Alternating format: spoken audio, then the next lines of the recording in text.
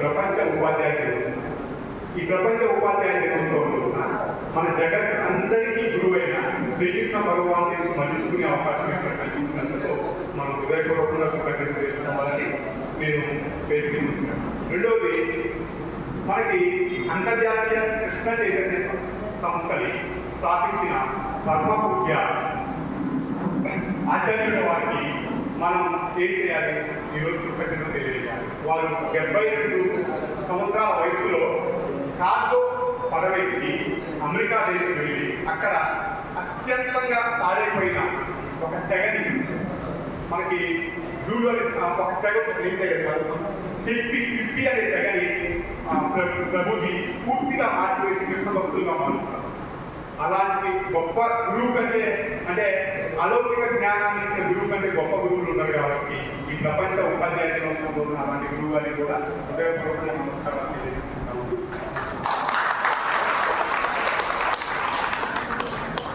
మనకి భగవద్గీతలో శ్లోకం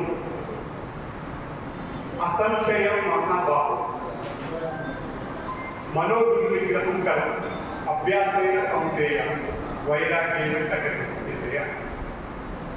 మనకి ఇక్కడ స్వామీజీ చెప్పినప్పుడు మనకి మంచిగా అర్థమవుతుంది, కానీ ఇంటికి పోగానే మనకి గుర్తుండదు. అప్పుడు మనకి ఇప్పుడు అక్టోబర్ 2వ తారీఖు అంటే ఈరోజు 2వ తారీఖున మన జాతిపిత మహాత్మా గాంధీ గారి పుట్టినరోజు. వారు చెప్పిన ఒక వాక్యాన్ని మీకు ఉదాహరిస్తాను. అంటే మనం చెప్పుకున్నది కాదు. మహాత్మా గాంధీ ఏమంటారంటే, నా జీవితంలో లేదా నాకు ఎటువంటి సమస్య ఎదురైనా కానీ ఒక్కసారి భగవద్గీత పుస్తకాన్ని తెలుస్తాను. ఏ పేజీని చూసినా కానీ, అంటే కావాలని ఒక పేజీ చూడకుండా భగవద్గీత పుస్తకాన్ని తెచ్చితే ఏ పేజీని చూసినా కానీ దాంట్లో పరిష్కారం కలుగుతారు. అంత మహోన్నతమైన అలాంటి భగవద్గీతని మనం అంటే ఎప్పటికీ గుర్తుంచుకోలేదు. ఎందుకంటే స్వామిజీ ఆల్రెడీ చెప్పారు ఓపెన్ సీక్రెట్ అని. దానికి కూడా మరి ఎలా అని అడిగితే కృష్ణ భగవాన్ చెప్తారు. ఏమని చెప్తారు? అసంశయం మహాబాహు, మంచి భుజంలో ఉన్న అంటే మంచి వీరుడైన అర్జున, ఖచ్చితంగా సంశయం ఏంటిది? మనస్సు అన్నది చంచలమైనది. కాబట్టి మనకి మంచి అంటే మనం ఇప్పుడు నేర్చుకునేది ఎప్పటికీ గుర్తుంచుకోవాలంటే 2 చేయాలి. ఏంటిది? అభ్యాసం చేయాలి. రెండోది వైరాగ్యం.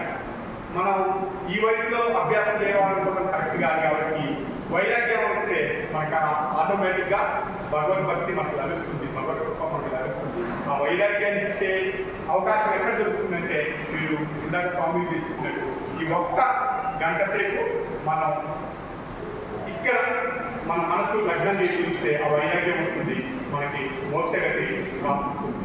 చివరిగా ఒక శ్లోకం చెబుతాను భగవద్గీతలో.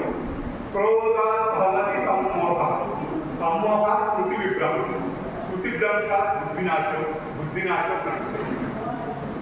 ఎంత చక్కటి శ్లోకం అంటే ఇది. మనం కళాశాలకు వెళ్ళినప్పుడు సాధారణంగా చెప్తుంటాం. కళాశాల విద్యార్థులకి చాలా ఆటోమేటిక్గా హార్మోనియల్ చేంజెస్ వల్ల చాలా ఆటోమేటిక్గా కోపం వస్తుంది.